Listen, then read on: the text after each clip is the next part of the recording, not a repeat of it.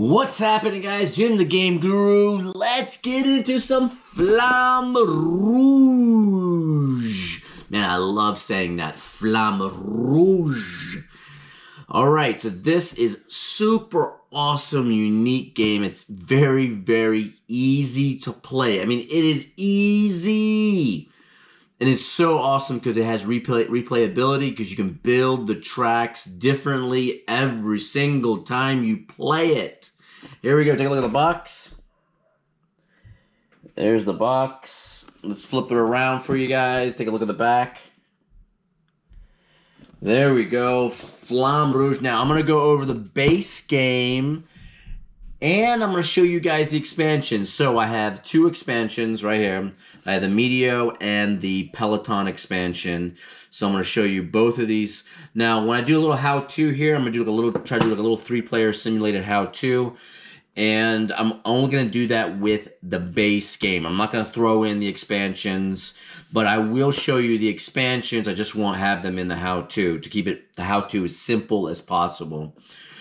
Super, super easy game to play, but I can't wait to dig into this game with you guys. Let's go. If you guys are new here, please consider subscribing or following. All right, so let's dig into some Flamme Rouge. Okay. All right, so here on the table, you can see that I have it laid out, and I had it laid out for one of the particular tracks. And the really thing that's really cool about this game is that all these tracks are like interlinking pieces. You can see like just like this. See that? And what happens is you can interlink them. They all have a particular letter associated to them on the, I'm going to get this back in, on the bottom left or bottom right or whatever you'd call it right here. And in this game, you'll actually get stage cards, right? So you'll get a stage card. So this is one of them right here. Avenue, Corso, Paseo, Firenze, Milano, and then La Haute Montagne. I don't even know how to pronounce these. La Classicisima. Oh my God. Ronde van Wavengelm and Ballon Cilantral. So I have no idea how to pronounce the name of these tracks. But you get, what, 6 stage tracks, and each one of them has a diagram that you just say, okay, it'll tell you what pieces together. Like U connects to S, connects to K, connects to F, connects to D. And then some of these will have like black or white letters. So what that means is that each piece of the track, like just like this one, has a white piece with this white letter on the bottom right, or it has a black one. And this particular one has one with a mountain. So like this particular track here has orange kind of triangles around, which means this is a mountain piece. So some of them, so this particular course right here is all flat because I'm using all the white pieces. But if you get into the ones that have the dark ones, the black ones, you can get mountainous parts in your track. So then as you're going through the track, it becomes harder to go through those areas, which is very, very cool. I have 3-player mats here, and I have 2 decks for each player. Now, one here, one here, one here, one here, one here, one here. So now what happens is you have a sprinter and a rouleur. I'm guessing that's how they say it. So I'm guessing it's sprinter and something else. So yeah, so you have two riders on the track for each person. So like right here, we have a red one. And this is the one, and it tells you which one on the back side. It's either going to have an R or an S to show you what kind of rider it is. So this one here has an S. You see that. So I'm doing a 3-player simulation here, green, red, and I have blue. Let's go into some of the components besides the base components here that are coming with the expansion. So here we have additional, so with the Peloton, so we'll go ahead and start with Peloton. So with the Peloton expansion, you're gonna get several things. The first thing you're gonna get is extra tracks. So extra tracks to go, and you can kind of build your track the way you want to. Or you can follow the stage cards if you want. But the nice thing about the Peloton one is it gives you things like this, which is a cobblestone road that can funnel off into one. And you can see on the backside here, you see how it's single laned. So the base game doesn't have any tracks that's single. The base game has tracks that are just doubled. So this one will come with tracks that funnel into single lane, as well as some tracks that are triple laned. So triple lane tracks, which is really cool. And this allows you faster, the riders to actually go faster because the minimum value per card is 4. So if you lay down like a 2 or a 3 or something, your rider will still move 4 places once they start off on one of these tracks that have the triples, which is really, really cool. So you get more tracks with the Peloton. You also get 2 more riders. So the Peloton will allow you to go from 4 players to 6 players in the game. And the other thing is the Peloton will give you additional cards for those additional players, and it will also give you additional stage cards as well. So these stage cards you have here, it'll give you 6 more stage cards. And the thing that I really like about the expansion is it'll also allow you to play with up to 12 people. Yes, 12 people. But instead of each person having 2 riders, each person will only have 1 rider, and that's it. So that's really, really awesome. Okay, so let's go into the Meteo or the Meteo expansion. The Meteo expansion gives you weather. It gives you weather. So you can actually put these type of things on the side of the board. So like this, so like things like that, or like this or whatever. So like here's another one that's weather-based. So some of these are going to be rainy. Some of these are going to be crosswinds. Some of these are going to be, I can't remember what the other one was, rainy, crosswinds, and something else, like tailwinds or whatever it is. And you would have certain parts of the track where you put these weather pieces down. So you can have like a weather piece here, maybe a weather piece here or something. And they affect how you play. Some of them will only allow you to draw 1 less card. Some of them, like this one, will be less slipstreaming. Some of them will cause a crash. Some of them will allow you to draw an extra card when you're taking your turn. So really, really cool. I love the weather abilities with Meteo, whatever, how you ever pronounce it. The biggest challenge with this game is so easy to play. The biggest challenge I have with this game is pronunciation. I can't pronounce anything. Everything they have in the game is just like, huh? How do you say that? What do you do? Okay, over here I have exhaustion cards. These are only worth 2 points here in the cards, and we're going to get to playing the cards here very, very soon. So you have one for the sprinter and one for the rouleur right here. And I have no idea what rouleur means. Up here, I just have 2 more stacks of cards, and these are just nothing that we're not going to be using this in the game. These are for the black token, for the black meeple. Actually, you know what? I'll just pull these out because we don't need them over here. So these are the black meeple, because every rider has a color, and you'll associate the cards for the deck for that rider based on the color. So that's for black, but I'll pull it out. We don't need it here. So you have exhaustion cards. You have the track that you make up. You have your riders you set up here in the front. And then each player has a separate deck for their particular rider. Let's take a look at the manual really quick before we get into the gameplay. Manual, I love how it looks like an old-time newspaper. It goes into the components, the overview. It's really, this is how easy the game is. Ready? Dun-dun-dun, that's it. That's how many pages the manual has. All right, so here you go. You get a setup with a track, and it tells you the energy phase, movement phase, and end phase, and how you basically do everything.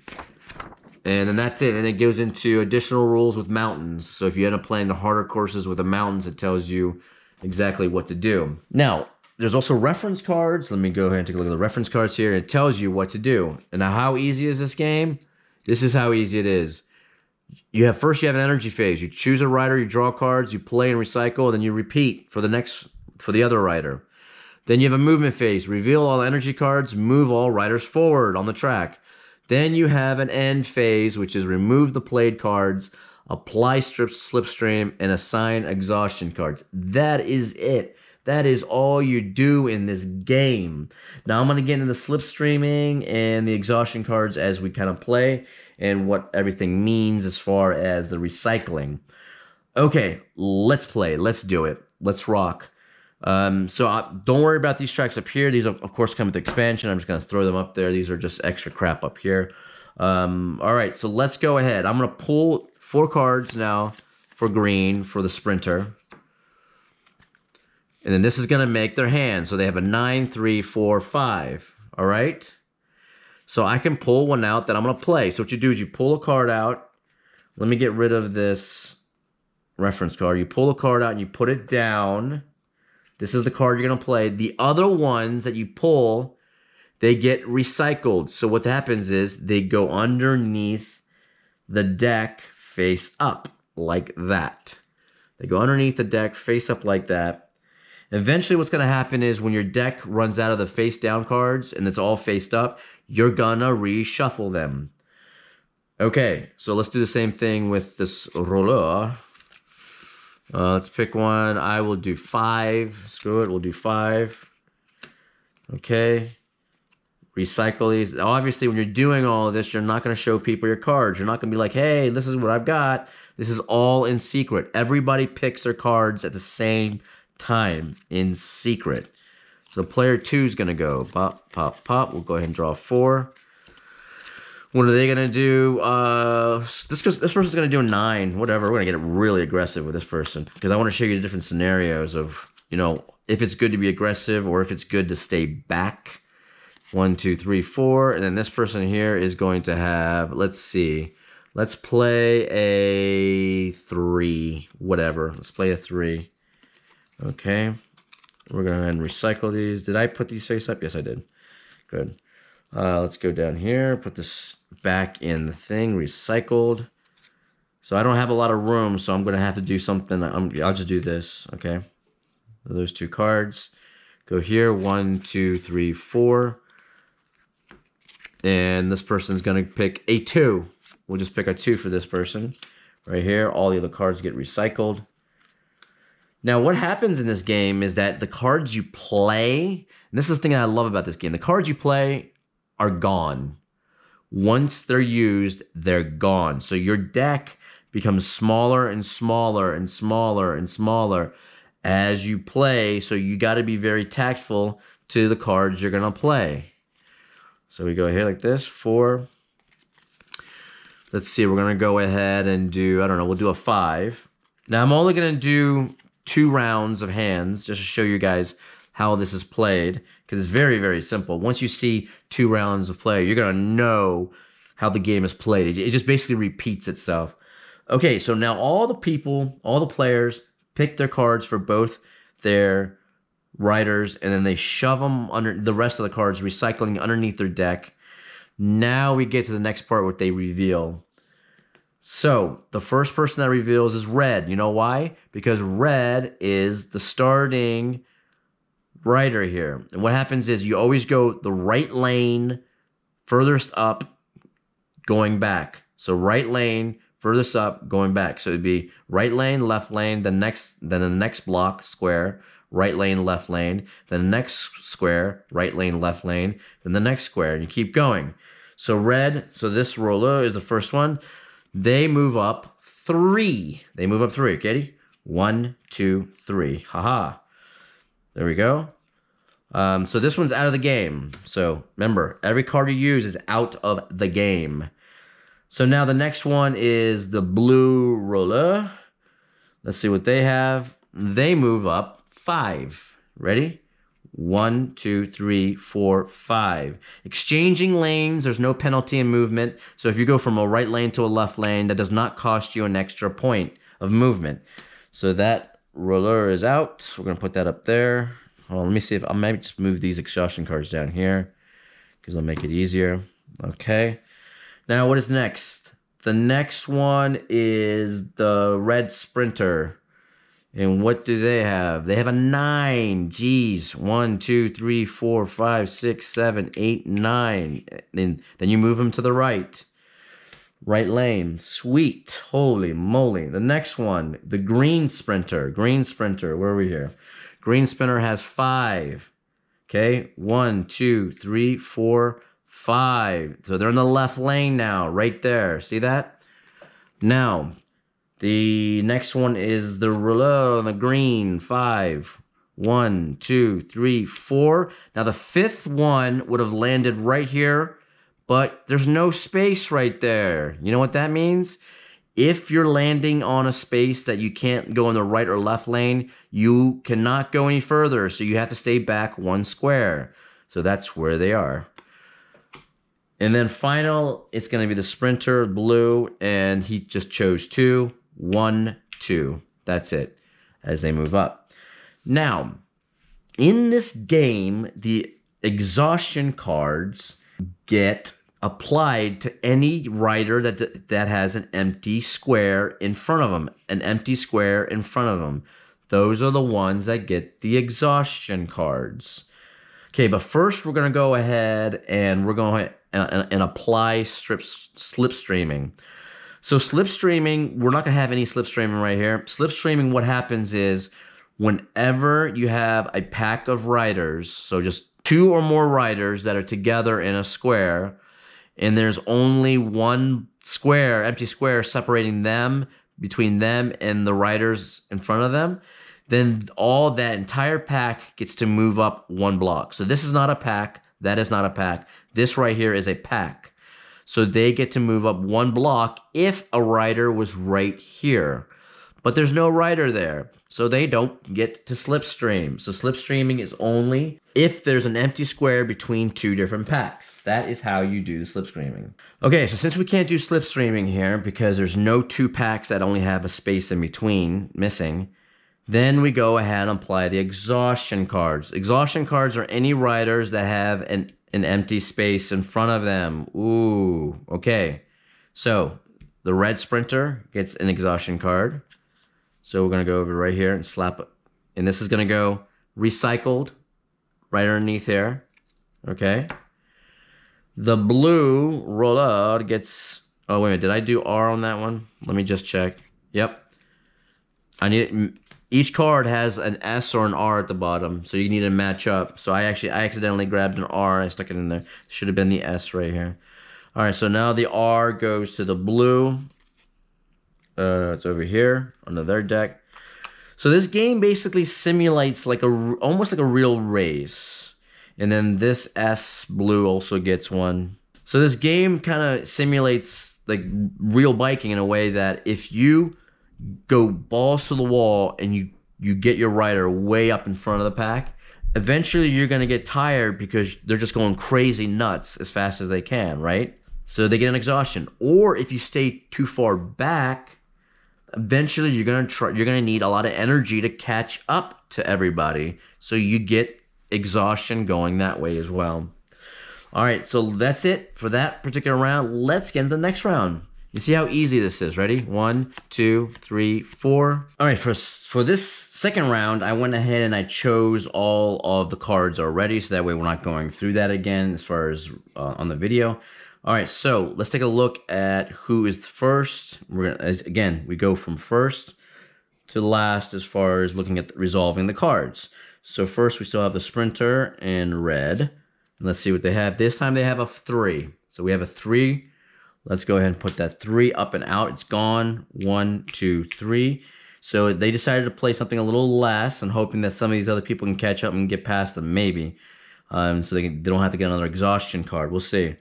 So now next we have the blue rouleur. And they have a 5. So they have a 5. 1, 2, 3, 4, 5. Okay. And then next we have the red rouleur. And they chose a 4. So they chose a 4. Okay, so it goes 1, 2, 3, 4. Ooh, we might have some slipstreaming on this one. Remember, slipstreaming is when you have a space in between 2 different packs. Let's see if we'll be able to get that. So next we have this one, the green sprinter. And they chose a 5. So they chose a 5 for the green sprinter. Let's go ahead and now move 1, 2, 3, 4, 5. And they shifts to the right. Ooh, I like that. I like that. So now is the green rouleur. And they chose a 4. So they chose a 4. So they move up 4. 1, 2, 3, 4. Wow, look at them all in line like that. Then last is the blue sprinter. And the blue sprinter chose a 5. So blue sprinter split of 5. So let's go like this. 1, 2, 3, 4, 5. Now, as far as slipstreaming is concerned, again, no slipstreaming because it's between packs, a space between packs. This is a pack. This is not a pack. This is not a pack. So there's no slipstreaming. It's between packs. Okay, now we do the exhaustion cards. Of course, your red sprinter is going to get another one. So go right here for red sprinter, getting another one of those exhaustion cards. The blue roller, I believe, gets one too. Yep. So the blue roller gets one as well. So that goes underneath their pile, and the blue sprinter gets one as well. So here we go. Blue sprinter gets another exhaustion right there. While blue is already getting pinged with a lot of exhaustion cards. Okay, let's do one more round. I would love to get around here where we can actually do some slipstreaming. That would be awesome between the packs. Okay, so let's do green real quick. Let's do one more round. I mean, that's how easy this game is to play. Well, I'm going to go ahead and choose all of the cards per hand now for each of the players. All right, cool. So now we went ahead. So now we have cards selected for each player for this round. Let's go ahead and evaluate it now. So here we go. Sprinter, red, first, again, as in all of them. This time they went to a 2. Okay, so they went to a 2. That card is out of the game. 1, 2. Now, the next one, blue roller. They did a 6 this time, so they got a 6. That one's out of the game. 1, 2, 3, 4, 5, 6. Okay. Next one, green sprinter. And what do we have? A 9. Put the 9-banger out. Okay. So put a 9-banger in 1, 2, 3, 4, 5, 6, 7, 8, 9. Wow. Okay, the next one, green roller. We've got a 6. We have a 6 for that one. So 1, 2, 3, 4, 5, 6 on the left side there. That creates a pack right there. Those two together. These so far are not packs. So green ruler, he did a 7. Okay, so that one is gone. 1, 2, 3, 4, 5, 6, 7 is here. They can't go there because it's occupied. So right there. So that entire thing is a pack. Now the last one, the blue sprinter, does a 5. So the blue sprinter does a 5, and 1, 2, 3, 4, 5. My God, that guy is getting destroyed with exhaustion cards so far. So a bunch of people. There's no slipstreaming again because you don't have packs. See, there's only one pack right here. That's it. There is no additional pack up here. Now, if this green was here instead of it being up here, so let's just pretend the green was right there. On the slipstreaming part, what would have happened is all of these would have moved up 1. That's what happens with slipstreaming, is when there's an empty space between 2 packs, the pack behind moves up. And whenever you evaluate the slipstreaming, you evaluate from back to front. It's not like when you're playing the cards. When you're playing the cards, you go the starting riders from front to back. But when you're doing slipstreaming, you're going from back to front. And what happens is sometimes you get a chain effect. Things just start moving up like bing, bing, bing. Because if you had a pack here that moved up and formed a pack here, and then this pack can then come up to here. So you can have a chain effect with packs, which is really, really cool. Now, I think one of the reasons why we're not getting a whole lot of slipstreaming here is because we're playing with 3 players.